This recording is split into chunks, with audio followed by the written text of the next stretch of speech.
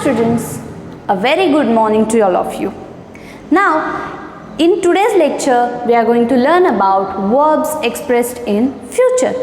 In the previous lectures, we have seen verbs expressed in present, verbs expressed in past. म्हणजेच मागच्या दोन लेक्चर्समध्ये आपण पाहिलं की वर्ब म्हणजेच क्रियापदाचे प्रेझेंट टेन्स म्हणजेच वर्तमान काळातील रूप कसे असते, पास्ट टेन्स म्हणजेच भूतकाळातील रूप कशा प्रकारे असते, आणि आज आपण पाहणार आहोत verbs expressed in future. Future म्हणजेच भविष्यकाळ. तर वर्बचे म्हणजेच क्रियापदाचे भविष्यकाळी रूप कशा प्रकारे असते ते आपण आज पाहणार आहोत. Now let we start.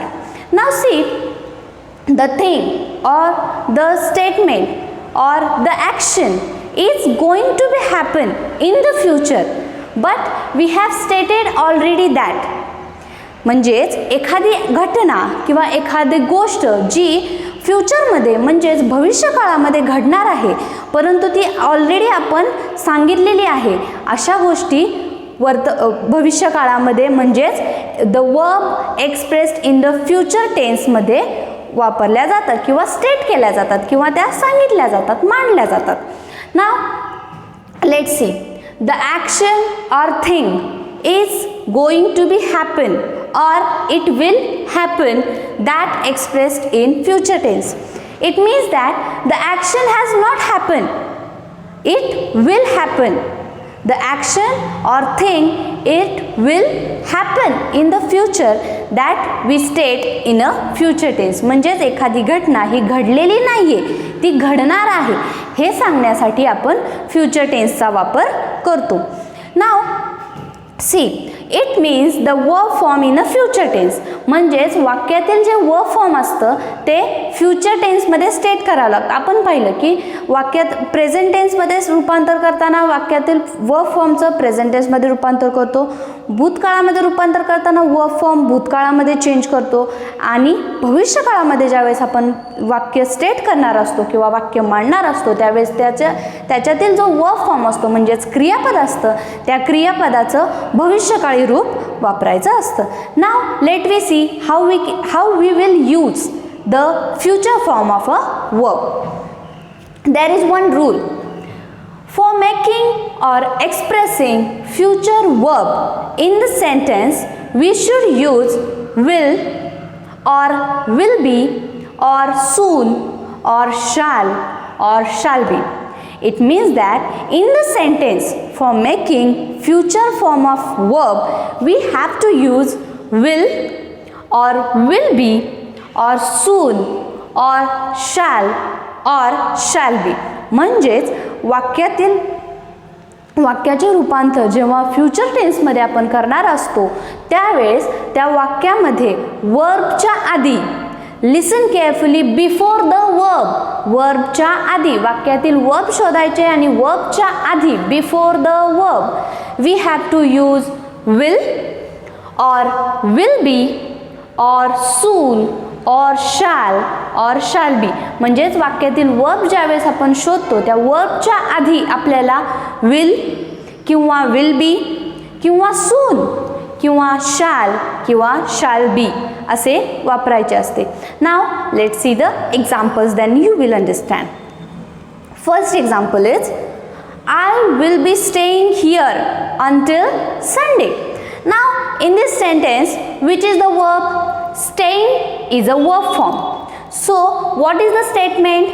I will be staying here until Sunday. Verb is staying. So before the verb म्हणजे verbच्या आधी आपण काय यूज केलंय? Will be. Before the verb we have used here will be. And I will be staying here until Sunday. Now until is a preposition that we have seen. I will be staying here until Sunday. म्हणजेच मी इथे राहणार आहे रविवारपर्यंत. तर until हे preposition आहे, ते आपण ऑलरेडी प्रिपोजिशन सेक्शनमध्ये पाहिलेलं आहे. Which prepositions we have used in sentences. Now I will be staying here until Sunday म्हणजेच मी इथे रविवारपर्यंत राहणार आहे. हे फ्युचरमधलं आहे पण ते आपण ऑलरेडी स्टेट केलेलं आहे, म्हणून I will be staying here until Sunday. मी इथे रविवारपर्यंत राहणार आहे किंवा मी इथे रविवारपर्यंत राहील, अशा प्रकारे. Next, the postman will be coming soon. Now in this sentence also coming is a verb form. So the postman will be coming soon. We have used here will be. Okay, या वाक्यामध्ये सुद्धा आपण काय use केलं? will be. कशाच्या आधी? वर्बच्या आधी will be use केलं. देन काय आहे sentence?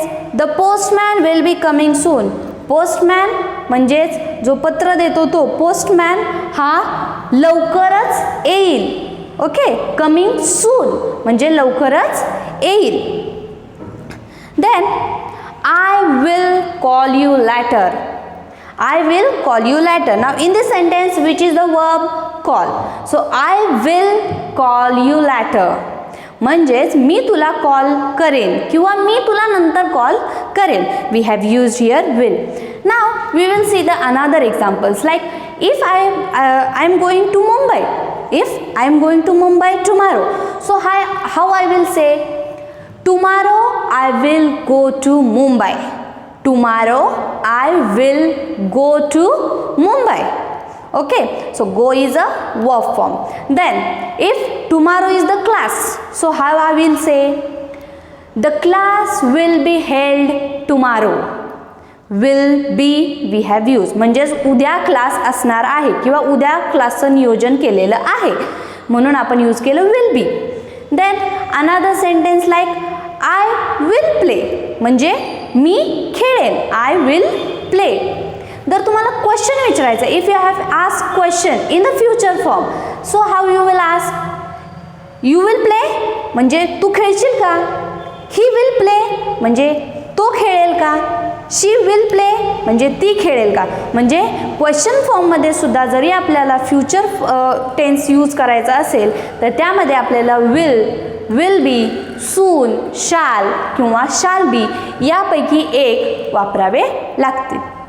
Now see, we have seen the 3 types of tenses: present tense, past tense and future tense. Thank you.